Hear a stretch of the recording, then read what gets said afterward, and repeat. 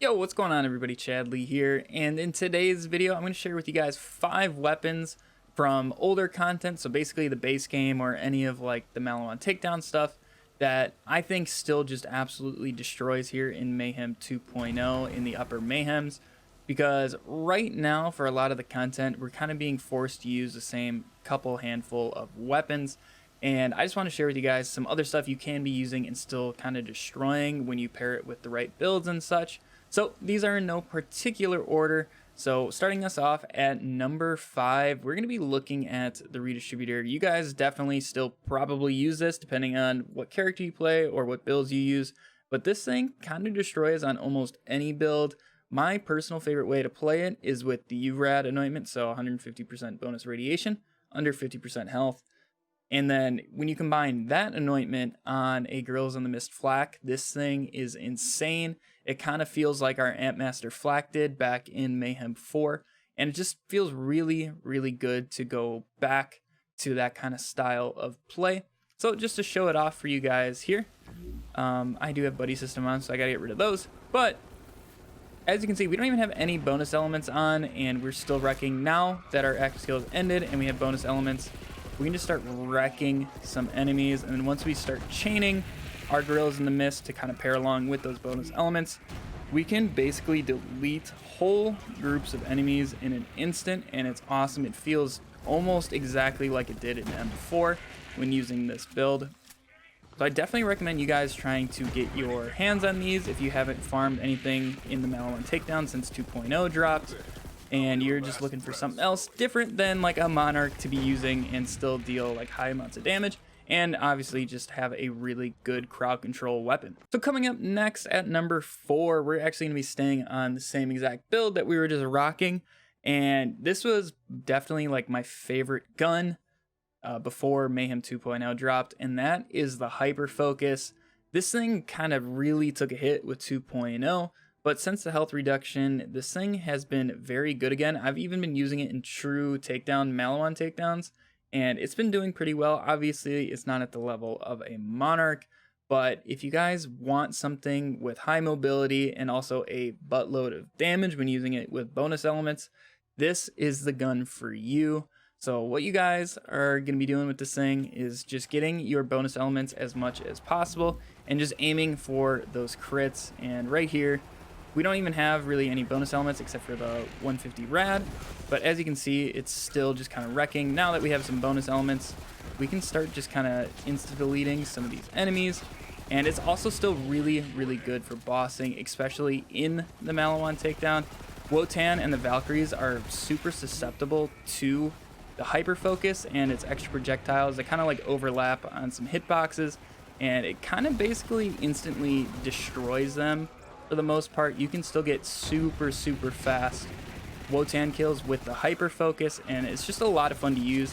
I personally really like using it on this build as well as our Wheel Pain Amara, which is just a Ties That Bind build, and you can just wreck some things with those. Obviously, this isn't as good for large groups of mobs like the Redistributor was, but for big beefy enemies, kind of bigger targets, this is definitely a really good gun to be using, and even for some of these mobbing sections it works great. I imagine a Sentinel Cryo one still works very well on Zane, because after this thing got buffed, that was definitely a good go-to for people who couldn't get their hands on a Sentinel Cryo Redistributor. So coming in at number 3, we have the Wagon Wheel. Now this thing is pretty nuts. I really love using this gun on a Ties That Bind Amara.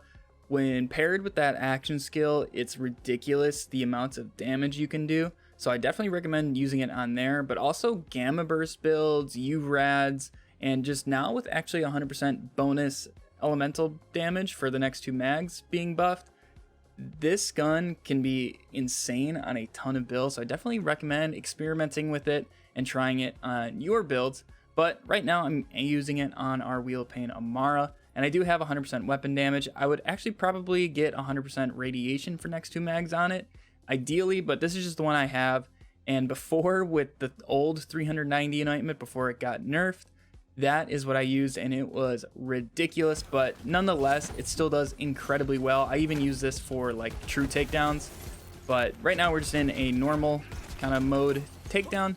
And as long as they're groups of enemies, you will destroy. You don't even technically need two ties that bind them. It's just as long as there's groups, you can just wreck. So here, now that enemies are closer together, we're dealing a lot more damage. So I definitely recommend only using this for big group mobbing. Don't really use it for single target. Switch to something else.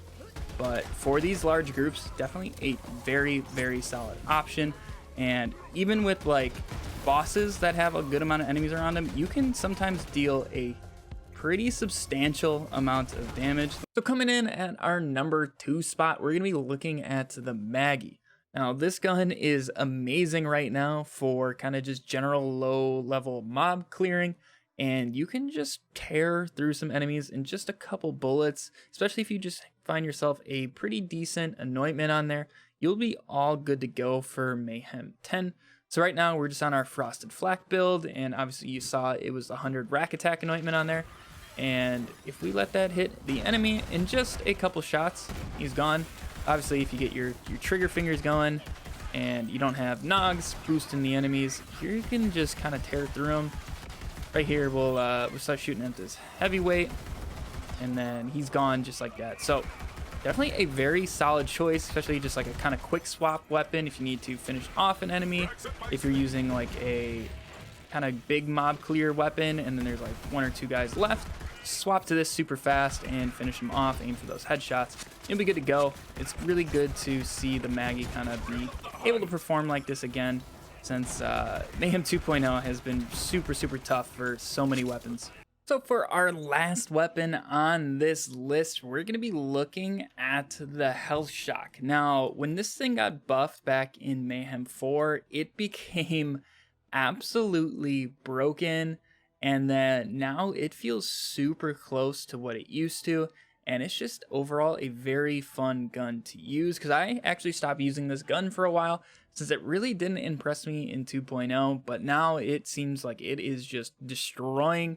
And especially on like an Amara who gets huge bonuses for elemental damage, this is a really, really good gun to use. Also with Amara, you can get from rest, so you charge faster, so it feels a little bit less awkward to use. Right now, I'm just showing you guys on Flak, which still probably isn't even the best option. It's just a good option. Overall, for any character, this is definitely going to be a very good gun to get your hands on for 2.0 and start using in your builds. Here's, we even have a Nog. If I could hit him, then he would be dead. But once we actually are able to hit this moving target, we'll be good to go. Right now, this is a flamethrower heavy, and we have the incendiary side on of this gun, and it still just didn't even care. And that was something that I was really impressed with about this gun back in Mayhem 4, is it obviously only comes in shock and fire. And it didn't matter what you were shooting at, you could kill Wotan in true takedown with this thing incredibly fast. Like, it would melt him away, and that's kind of what it feels like it's doing. It's not going to do it to the extent that it used to, but still, it feels mildly close, and I will take any bit of kind of familiarity that we've been used to with Mayhem 4 here in 2.0.